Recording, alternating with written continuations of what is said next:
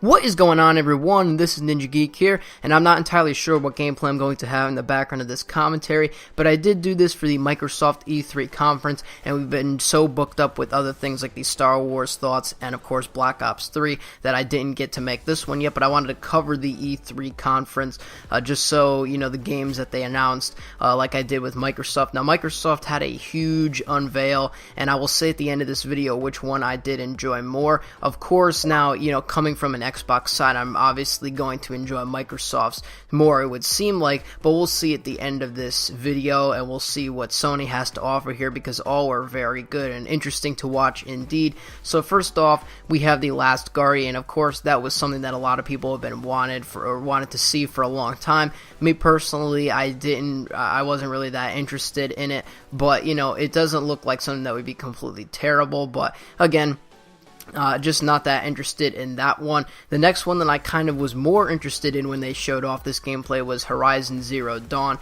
and it was very interesting. There's no release date on that one yet, but very interesting to add to the collection of games that I'm looking to get for a PS4 when I eventually get one.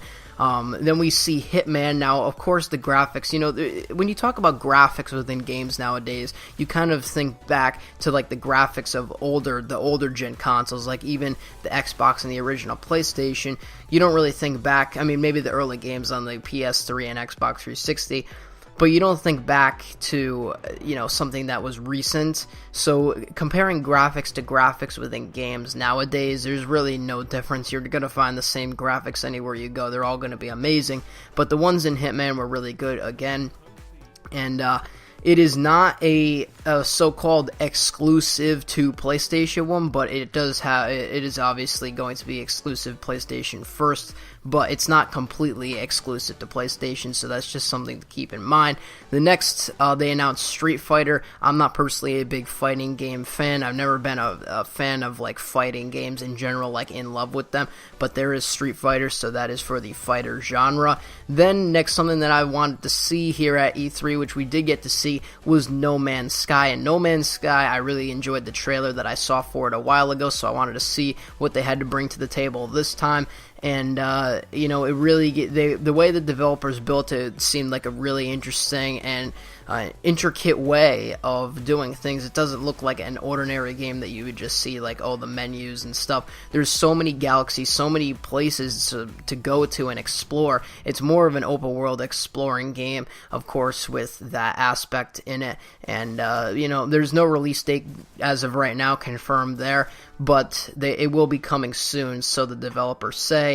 The next one I wanted to talk about was the big expansion for Destiny. Of course, I'm a big Destiny fan, so I'm going to talk a lot about this. They announced the Taken King, I guess you could call it a DLC, but technically, I was kind of confused when they said this too. Technically, it's its own sort of game. I'm not entirely sure how it's going to work. I don't know. It's like you could buy the DLC. So basically, if you have the Dark Below and House of Wolves with the original Destiny game, you could just go on your PlayStation or Xbox One and download this DLC for $40.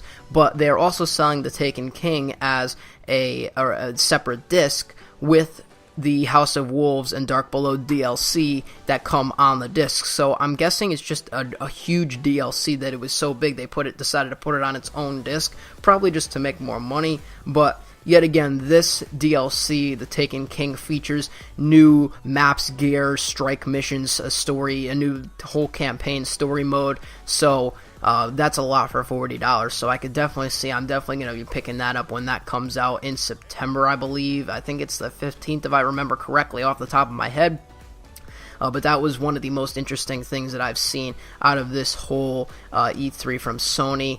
And the final thing that I wanted to talk about from, of course, Sony's internet and TV expands, so they're, you know, introducing the PlayStation View and all of that. I'm not entirely sure how that works, but it kind of probably is in coherence with Microsoft's TV thing, because they're kind of doing the whole entertainment, so they wanted to have an entertainment system. And then last, I wanted to talk about Uncharted 4, which of course that one is PlayStation exclusive, and it looks outstanding. Actually, during the E3 conference, I mean, the Sony conference, they were starting to play Uncharted 4, and something happened where it wouldn't let them play. Like, the screen was frozen, so they had to redo the whole Uncharted thing. I thought that was pretty funny, but once they got that back working, Uncharted was working flawlessly, and it looked really good. So that's just what I saw from Sony's E3. Leave a comment below on what you think about Sony's E3, and who won this year's E3 between Microsoft and Sony, in my opinion. Personally, I don't watch, I watch the EA one, but the big ones, like the big E3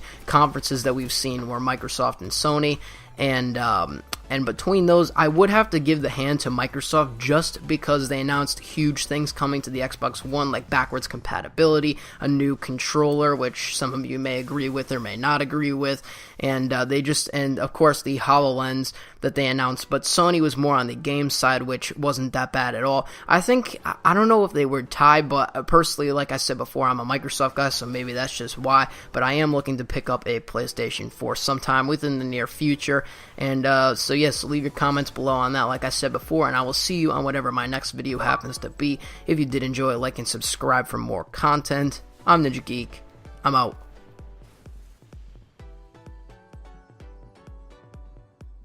Peace.